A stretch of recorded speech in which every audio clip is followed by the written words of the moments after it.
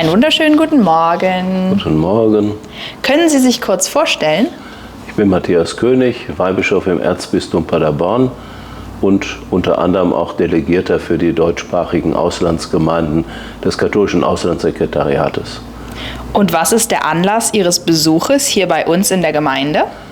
Diakon Krumpen hat mich freundlicherweise eingeladen, hier die Firmung zu spenden. Das wird am kommenden Sonntag sein. Und das war mir ein lieber Anlass, einmal wieder eine so weite Reise zu machen nach Südkorea. Dann würde ich Ihnen gerne noch eine Frage zu Ihrem Leben stellen. Gibt es denn ein Berufungserlebnis in Ihrem Leben?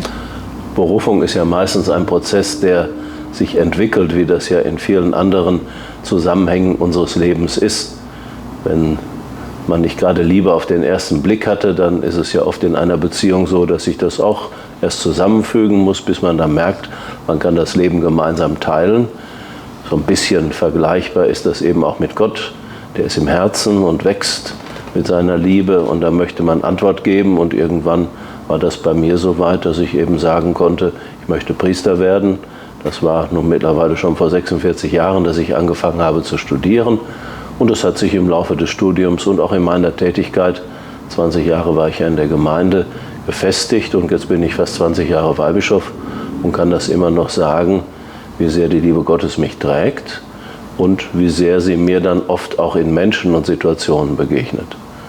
Das war eine sehr tiefgründige Antwort. Kommen wir zu einer etwas einfacheren, leichteren Frage. Wie sieht denn so ein Tag im Leben eines Auslandsseelsorgebischofs aus?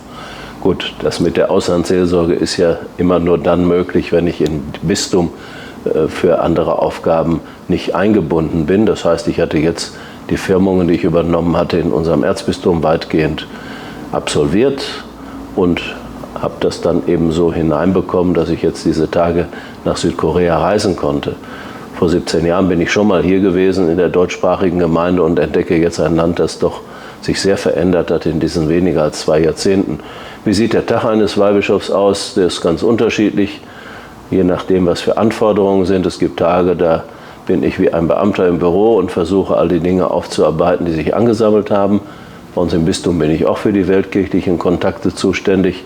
Das heißt, ich darf Anträge bearbeiten und dann im Auftrag des Erzbischofs dann schon mal für Hilfsprojekte in den verschiedenen Kontinenten finanzielle Hilfe zusagen. Es kommen Menschen aus der Welt, die mich besuchen, Missionare und Missionarinnen, Bischöfe. Und ich darf natürlich oft in unsere Gemeinden hineinfahren, zu Firmungen, zu Besuchen, zu Jubiläen. Und das ist eigentlich für mich immer das Schönste, Menschen zu begegnen. Und das ist auch das Schönste bei diesen Auslandseinsätzen, so wie das jetzt hier in den wenigen Tagen in Korea war, wie viele unterschiedliche Menschen ich kennenlernen durfte, auch durch die Vermittlung von Diakon Krumpen und seiner Frau. Und ich bin gespannt, wie das dann wird, am Samstag mit den Firmlingen und am Sonntag dann in der Feier der Firmung mit ihren Familien. Ich habe vor knapp 2 Wochen in Paris Firmung spenden dürfen.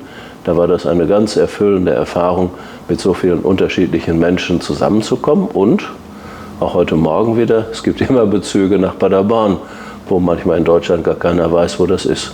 Da das bei uns in der Gemeinde ein sehr wichtiges Thema ist, was bedeutet für Sie Heimat? Gut, Heimat hat immer mit Menschen zu tun. Ich bin gebürtiger Dortmunder, werde immer gefragt, ob ich jetzt Borussia Dortmund-Fan bin. Ich bin relativ fußballunempfindlich und es wäre auch schwierig, wenn ich jetzt ein starker Borusse wäre, weil meine Haushälterin eine Frau ist, die auf Schalke geboren wurde, allerdings ungefähr 30 Jahre vor mir. Heimat ist da, wo zum Beispiel meine Familie lebt, meine Geschwister und ihre Kinder. Ich durfte letzte Woche noch meine Nichte trauen. Das ist dann immer so Herzensheimat. Aber Heimat ist auch da, wo ich Menschen meines Glaubens finde. Gestern haben wir Ordensschwestern besucht in Wonju und in Suwon, die alle einen Bezug zu Paderborn haben. Und irgendwo merke ich dann, auch das ist Heimat des Herzens. Vielen herzlichen Dank. Ja, ich freue mich, dass ich hier sein darf.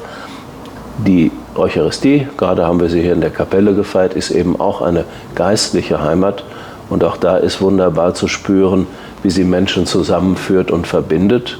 Und ich erlebe ja auch in den Auslandsgemeinden, dass Menschen da anknüpfen, und dann auf einmal einen Zugang zu ihrer Heimat finden, den sie vielleicht zu Hause in Deutschland gar nicht hatten. Und das ist eine wunderbare Aufgabe, die die Auslandsgemeinden erfüllen und die, so habe ich das jetzt in den wenigen Tagen hier schon erlebt, die der Diakon Krumpen mit seiner Frau dann ganz wunderbar aufbereiten. Das ist so ein offenes Empfangen von Menschen und das gibt denen dann die Chance, hier auch sich im Ausland zu beheimaten.